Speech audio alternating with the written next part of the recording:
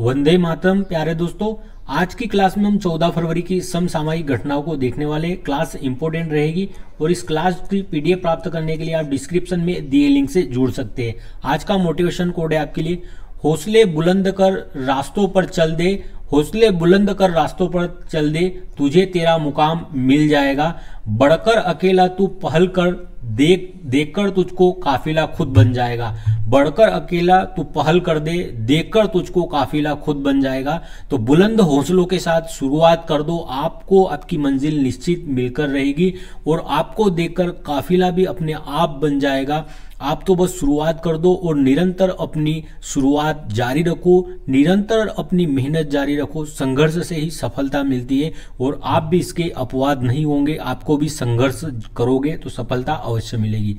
आज का पहला प्रश्न है हमारा, हाल ही में दक्षिण चीन सागर में कोल्ड शिप अंतरिक्ष स्टेशन के निर्माण की घोषणा किसने की है? तो कोल्ड शिप अंतरिक्ष स्टेशन की स्थापना कौन करने वाला है? चीन करने वाला है। और कहां करेगा? दक्षिण चीन सागर में स्थापित करेगा। कोल्ड शिप गहराई में स्थित अंतरिक्ष स्टेशन होने वाला है। यह पानी के अंदर जो दक्षिण चीन सागर है यहां पर स्थित होने वाला कोल्ड शिप एक गहराई में स्थित अंतरिक्ष स्टेशन होगा और इसका निर्माण चीन करने वाला है। ड्रैगन करने वाला इसका निर्माण। और दक्षिणी चीन सागर की बात करें तो यहां पर स्थापित होगा और यह कितनी गहराई में स्थापित होगा? तो 2000 मीटर की गहराई में इसे स्थापित किया जाएगा चीन के द्वारा। और क्या यहां पर यह अनुसंधान करने वाला है? तो यहां पर गहराई में मीथेन हाइड्रेट, जिसे ज्वलनशील बर्फ कहा जाता है, जिसे आप फोटो में देख सकते हैं, मीथेन हाइड्रेट के भंडार यहां पर पाए गए। तो उनकी अनुसंधान, उनकी खोज के लिए, मीथेन हाइड्रेट की खोज के लिए दक्षिणी चीन सागर में यह मिशन प्रारंभ करेगा या स्थापित करने वाला है अंतरिक्ष स्टेशन को चीन। चीन के बारे में अगर बात करें तो बीजिंग इसकी राजधानी है, संघाई इसकी वाणिज्यिक राजधानी है। और संघाई किस नदी के किनारे स्थित है? तो यांगटीसी नदी के किनारे स्थित है आपका संघाई शहर। चीन का अशोक किस नदी को कहा जाता है? तो हुआंगहो नदी को चीन का अशोक कहा जाता है। और एशिया महाद्वीप की सबसे लंबी नदी कौन सी है? तो जो यांगटीसी है यह एशिया महाद्वीप की सबसे लंबी नदी है। और संघाई चीन के अगर बात करें तो चीन की जो बीजिंग है यहां पर किसका मुख्यालय है? तो जो एससीओ संघाई सहयोग संगठन, इसका मुख्यालय बीजिंग में है।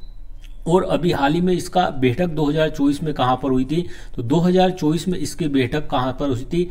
अस्ताना में हुई थी, कजाकिस्तान की राजधानी अस्ताना में। और यहां पर 10वां सदस्य के रूप में किसे शामिल किया था? तो जो बेलारूस है उसे 10वें सदस्य के रूप में संघाई सहयोग संगठन में शामिल किया गया है। गहराई को मापने के लिए किसका प्रयोग किया जाता है? तो जो फेदोमीटर है इसका प्रयोग किया जाता है गहराई को मापने के लिए। 9 डैश लाइन यह किससे संबंधित है? तो ये दक्षिणी चीन सागर से संबंधित है। 9 डैश लाइन, इससे 9 जो डैश लाइन है, 9 लाइन है डैश की, जिसे दक्षिणी चीन सागर में जो अपना क्षेत्र मानता है चीन, और इसको लेकर दक्षिणी चीन सागर के जो लेकर है इसके आसपास के जो देश है और चीन है इनके मध्य विवाद भी रहता है। नेक्स्ट प्रश्न है, हाल ही में राष्ट्रपति द्रौपदी मुर्मू ने राष्ट्रपति शासन कहां लागू किया है? तो मणिपुर में भी राष्ट्रपति शासन लागू कर दिया है यहां के सीएम वीरेंद्र सिंह के जो है रिजाइन के बाद। मणिपुर में 2023 से कुकी मेती संघर्ष प्रारंभ है। जो घाटी और जो पहाड़ी क्षेत्र है यहां पर रहने वाले जो कुकी मेतई है इनके मध्य लगातार 2023 से संघर्ष प्रारंभ है। और यहाँ के जो सीएम थे वीरेंद्र सिंह, इनके द्वारा इस्तीफा दे दिया गया है, रिजाइन कर दिया गया है यहाँ के राज्यपाल को। जो अजय कुमार भल्ला जी है यहाँ के राज्यपाल है, इन्हें रिजाइन अपना इस्तीफा सौंप दिया है। और आर्टिकल 356 के तहत राष्ट्रपति शासन लागू कर दिया गया है द्रौपदी मुर्मू जी के द्वारा। जो गृह मंत्रालय के दिशा निर्देश पर यहाँ पर राष्ट्रपति शासन लागू किया गया है। और कहा गया है कि राज्य का संवैधानिक तंत्र जो है ठप हो चुका है और राज्य के जो मणिपुर राज्य है इसके संवैधानिक तंत्र को चलाने के लिए वहां पर राष्ट्रपति शासन को लागू किया जाता है आर्टिकल 356 के तहत।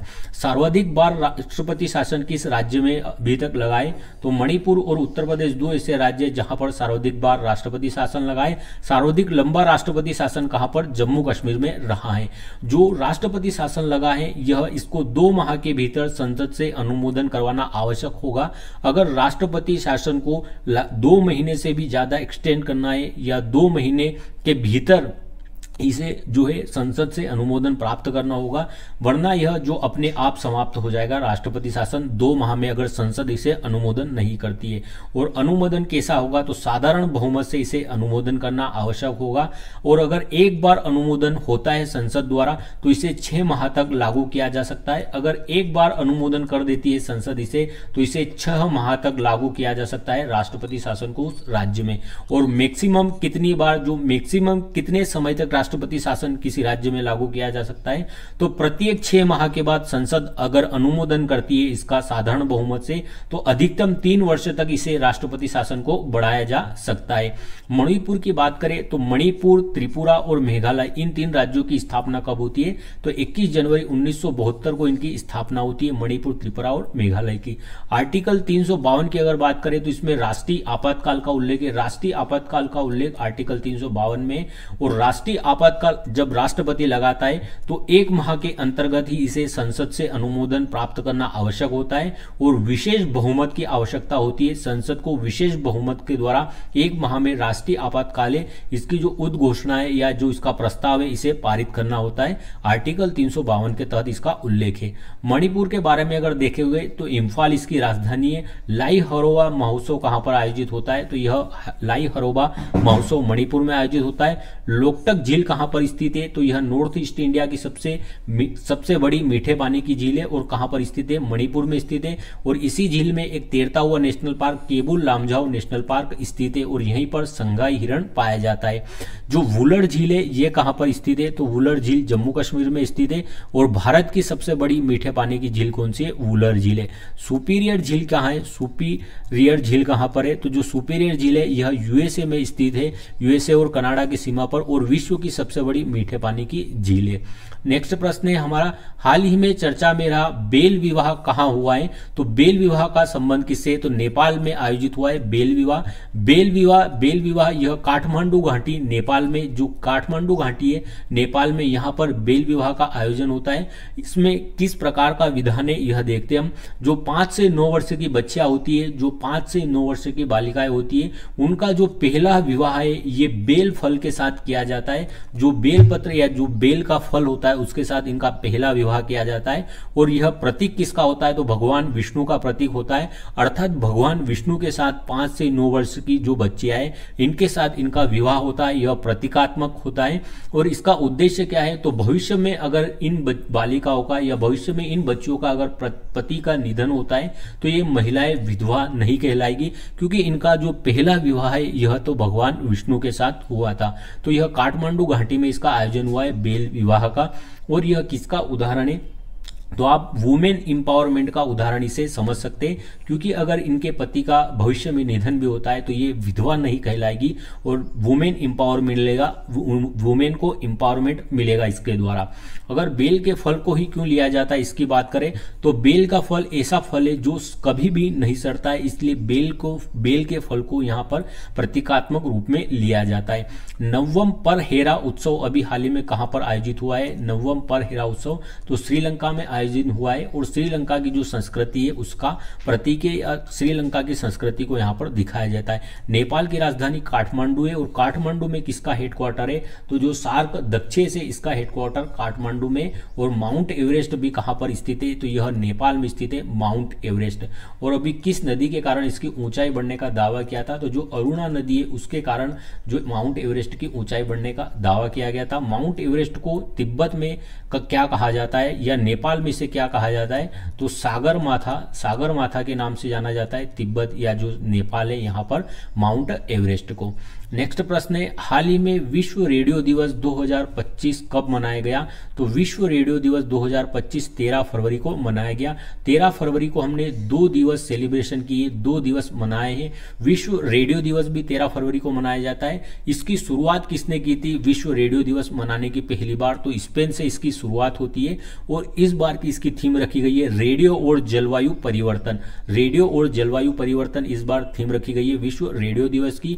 और 13 फरवरी को ही क्यों मनाते हैं, क्योंकि 13 फरवरी 1946 को संयुक्त राष्ट्र रेडियो संस्था है इसकी स्थापना होती है। भारत में फर्स्ट रेडियो कब स्थापित हुआ था और कहां हुआ था, तो 1927 में बॉम्बे में भारत में पहला रेडियो स्थापित हुआ था। और रेडियो के आविष्कारक कौन है, तो मार्कोनी रेडियो के आविष्कारक है।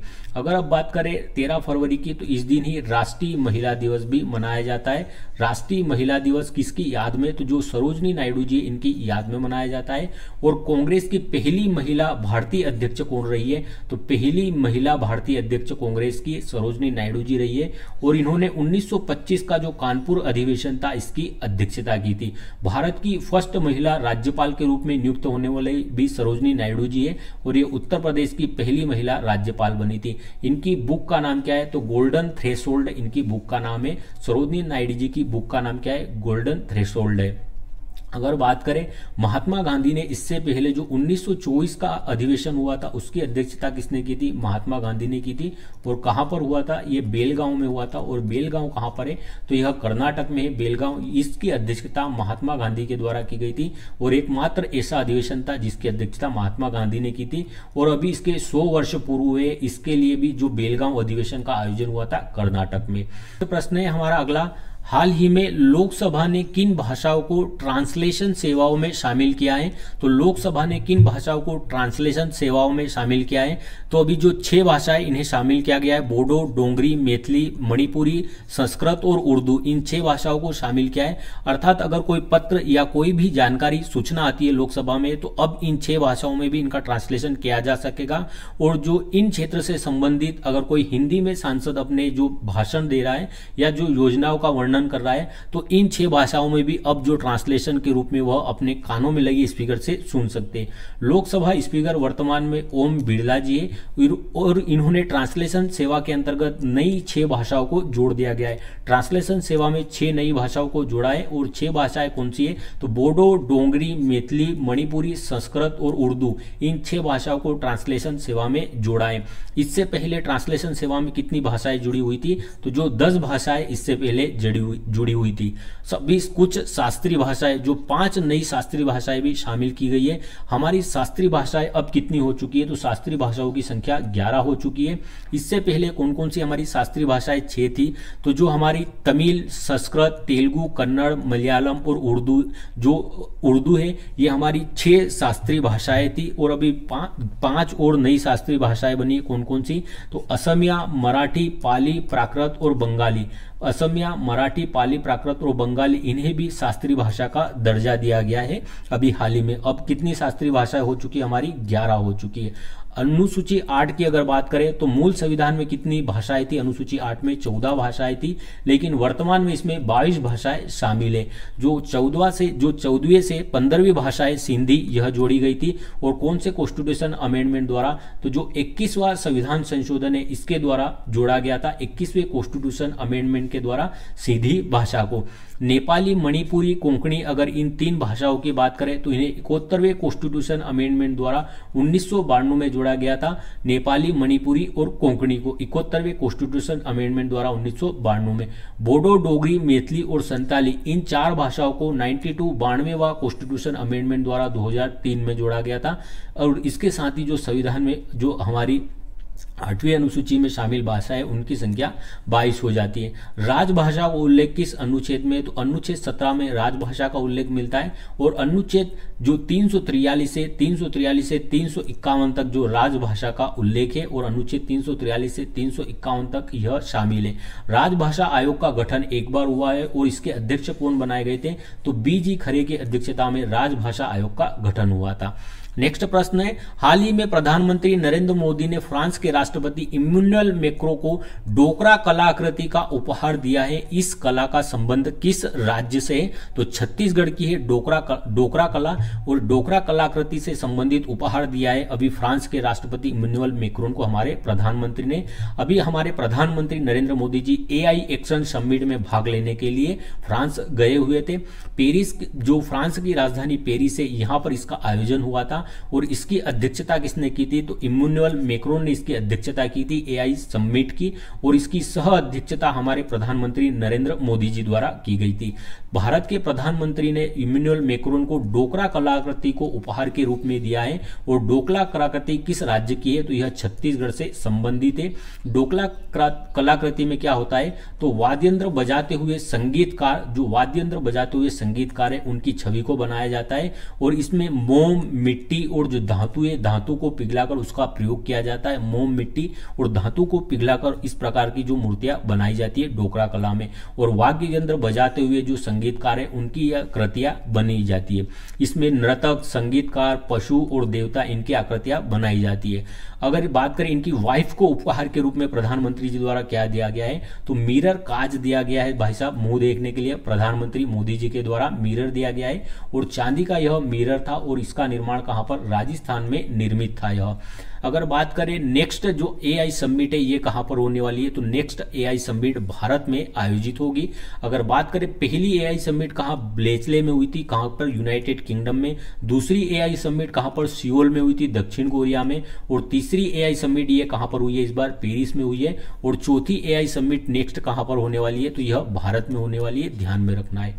नेक्स्ट प्रश्न है, हाल ही में आईसीसी चैंपियंस ट्रॉफी 2025 का ब्रांड एम्बेसडर किसे चुना गया है, तो शिखर धवन को आईसीसी चैंपियंस ट्रॉफी 2025 का ब्रांड एम्बेसडर बनाया गया है। चैंपियन ट्रॉफी की अगर बात करें तो 1998 में इसका शुभारंभ होता है, और जब यह प्रारंभ होती है तब इसका नाम विल्सन कप था। 2002 में इसका नाम चैंपियंस ट्रॉफी हो गया, विल्सन कप से 2002 में इसका नाम चैंपियन ट्रॉफी हो गया। और इसका होस्ट कौन है, तो नल्ला पाकिस्तान इस बार इसका होस्ट है चैंपियन ट्रॉफी का। और ब्रांड एम्बेसडर किसे बनाया गया है अभी इसका चैंपियंस ट्रॉफी के लिए, तो भारत से शिखर धवन को इसका ब्रांड एम्बेसडर बनाया गया है। ऐसे 4 ब्रांड एम्बेसडर बनाए गए, लेकिन आपको शिखर धवन का याद रखना है और शेन वॉटसन का याद रखना है, जो कि ऑस्ट्रेलिया के खिलाड़ी और द विनर्स माइंडसेट इनकी पुस्तक है शेन वॉटसन की। तो ब्रांड एम्बेसडर शिखर धवन को बनाया गया है, शेन वॉटसन को, सरफराज को बनाया गया जो पाकिस्तान का खिलाड़ी है, और टीम साउदी को बनाया जो न्यूजीलैंड के खिलाड़ी है। तो इन 4 व्यक्ति को बनाया गया है। तो आपको शिखर धवन और शेन वॉटसन का नाम ध्यान रखना है। इन 4 खिलाड़ियों में से इन दोनों को नाम आपको ध्यान में रखना है। शिखर धवन को ही क्यों बनाया गया है, तो चैंपियन ट्रॉफी में भारत की ओर से सर्वाधिक मैक्सिमम रन बनाने वाले कौन है, शिखर धवन है। चैंपियंस ट्रॉफी में सर्वाधिक रन बनाने वाले। भारत ने इस बार T20 वर्ल्ड कप जीता है। इसका आयोजन कहां पर हुआ था, तो यूएसए और वेस्ट इंडीज में इसका आयोजन हुआ था, और विजेता कौन रहा था, भारत रहा था T20 वर्ल्ड कप का, और दक्षिण अफ्रीका को हराकर भारत ने T20 वर्ल्ड कप जीता था।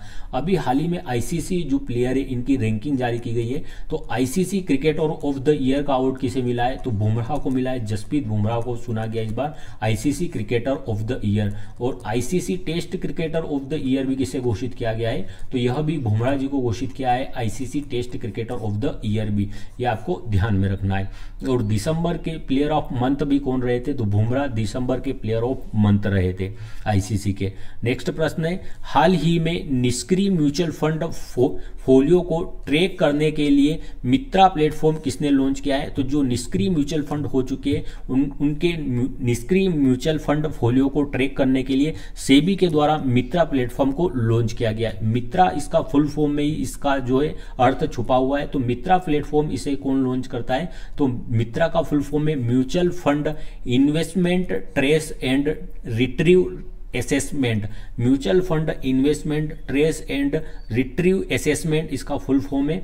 अर्थात जो प्लेटफॉर्म म्यूचुअल फंड ऐसे जो निष्क्रिय हो गए और बंद हो गए उनका जो है उनकी निगरानी करना, उनके कौन मालिक थे और वे म्यूचुअल फंड किसके थे इसको ट्रेस करना इसका उद्देश्य है। तो सेबी के द्वारा इसे प्रारंभ किया गया है। इसका उद्देश्य क्या है, तो निष्क्रिय हो चुके जो म्यूचुअल फंड है, निष्क्रिय हो चुके म्यूचुअल फंड उन्हें ट्रेस करना और उनके मालिक का पता लगाना। सेबी की अगर बात करें तो इसका full form security exchange board of India होता है। सेबी का फुल फॉर्म होता है security exchange board of India. 1988 में इसकी स्थापना होती है, 1988 में इसे स्थापित किया गया था। लेकिन इसका एक्ट कब आता है, इसके लिए अधिनियम आता है 1992 में। इसका हेडक्वार्टर कहाँ है, तो मुंबई में इसका हेडक्वार्टर है। और यह स्टॉक मार्केट जो शेयर मार्केट है इसे कंट्रोल करने का कार्य करता है। इसकी हेड वर्तमान में कौन है, तो माधवीपुरी बुच्च जी इसकी वर्तमान में हेड है। सारथी और सेवा ऐप यह दोनों किसके द्वारा लॉन्च किए किए गए थे, तो सारथी सेवाएं भी सेबी के द्वारा लॉन्च किए गए थे। नेक्स्ट प्रश्न है, हाल ही में विमोचित हुई आई एम पुस्तक का संबंध किससे है? तो यह गोपीचंद हिंदुजा जी की पुस्तक है। गोपीचंद हिंदुजा जी की पुस्तक है आई एम बुक। यह गोपीचंद हिंदुजा की पुस्तक है। इसे लॉन्च किसके द्वारा किया गया है? तो हमारे उपराष्ट्रपति जो जगदीप धनखड़ जी है, इनके द्वारा लॉन्च की गई है। और इसमें जो इनकी पुस्तक है गोपीचंद हिंदुजा जी की, इसमें आध्यात्मिक आयाम को भी जोड़ा गया है, या आध्यात्मिक आयाम के बारे में भी इसमें वर्णन मिलता है। अगर बात करें उपराष्ट्रपति, तो उपराष्ट्रपति राज्यसभा का पदेन उपसभापति होगा। यह हमारा कौन सा आर्टिकल कहता है? तो जो आर्टिकल हमारा 64 है, आर्टिकल 64 यह कहता है कि जो उपराष्ट्रपति होगा यह सब जो पदेन सभापति होगा राज्यसभा का। और अगर बात करें 63 आर्टिकल जो 63 है, भारत का एक उपराष्ट्रपति होगा, इसका वर्णन करता है। नेक्स्ट प्रश्न है, हाल ही में भारत रंग महोत्सव 2025 कहाँ आयोजित किया गया है? तो भारत रंग महोत्सव, या इसे भारगम भी कहा जाता है, भारत रंग महोत्सव को शॉर्टकट में भारंग भी कहा जाता है, तो यह भी आपको मिल सकता है भारंग भी। तो नई दिल्ली में इसका आयोजन हुआ है, भारंग इसका आयोजन नई दिल्ली में हुआ है। और इसका आयोजित कौन करवा रहा है, इसे कौन आयोजित करवा रहा है? तो NSD जो नेशनल स्कूल ऑफ ड्रामा, राष्ट्रीय नाट्य विद्यालय, इसके द्वारा इसका आयोजन किया जा रहा है। और इसकी थीम क्या रखी गई है, या इसका नारा क्या है इस बार का नेशनल स्कूल्स ऑफ ड्रामा के द्वारा जो आयोजित कराया जा रहा है भारत रंग, इसका जो नारा है एक अभिव्यक्ति सर्वोच्च सृजन, एक अभिव्यक्ति सर्वोच्च सृजन इसका नारा है। ब्रांड एम्बेसडर इसका किसे बनाया गया है? तो जो राजपाल यादव जी इसका ब्रांड एम्बेसडर बनाए गए हैं। और थिएटर को जो है एक मंच प्रदान करने के लिए जो कार्य करता है राष्ट्रीय नाट्य विद्यालय, थिएटर को मंच प्रदान करने का कार्य करता है राष्ट्रीय नाट्य विद्यालय। आगे देखते हैं हम। नेक्स्ट प्रश्न है हमारा, ये वन लाइनर के रूप में पंकज आडवाणी ने 36वीं बार जीता राष्ट्रीय बिलियर्ड्स प्रतियोगिता का खिताब। 36वीं बार जीता है। पंकज आडवाणी ने किस खेल से संबंधित है? तो बिलियर्ड से संबंधित है। बारिकन और मुनी बने जनवरी के लिए ICC player of the year. कौन बने? बारिकन और मुनी ICC player of the month बने जनवरी माह के लिए। अब हम कल के प्रश्नों को रिवाइज कर लेते हैं। और यह क्लास आज नए तरीके से मैंने जो है आज रिकॉर्ड की थी, तो आपको इसमें आवाज़ और इसमें आपको अनुभव कैसा रहा, जो वीडियो है जो क्लास है इसका, तो आप अपना सजेशन भी जरूर दें कि क्लास का अनुभव आपको कैसा लगा इस फॉर्मेट में क्लास देखने में। और अगर क्लास के प्रति कोई सजेशन हो, क्लास में कोई आप और बदलाव करना चाहते हो, तो वो भी कमेंट बॉक्स में आप लिख सकते हो। और आप इस क्लास को निरंतर लीजिए, अपने जीवन में यह एक सुधार कीजिए। आपको कम से कम टाइम में आपकी एग्जाम ओरिएंटेड बेस्ड कंटेंट मिलता है, तो आप इस क्लास को रेगुलर देखने की कोशिश कीजिए, इसे रेगुलर करिए। यकीन मानिए आपको इसका फायदा निश्चित देखने को मिलेगा आपकी एग्जाम में। अब हम कल के प्रश्नों को देखते हैं। भ्रष्टाचार धारणा सूचकांक 2024 में 180 देशों में भारत को कौन सा स्थान मिला है? तो 96वें क्रम का स्थान मिला है भारत को। Dubai global best M governance award 2025 में भारतीय छात्रों को कौन सा पदक मिला है? यहाँ पर तो कांस्य पदक मिला है 3 भारतीय छात्रों को। बायोलंपी वैक्सीन के लिए किसने केंद्रीय औषधि मानक नियंत्रण संगठन से प्रमाण पत्र मिला है?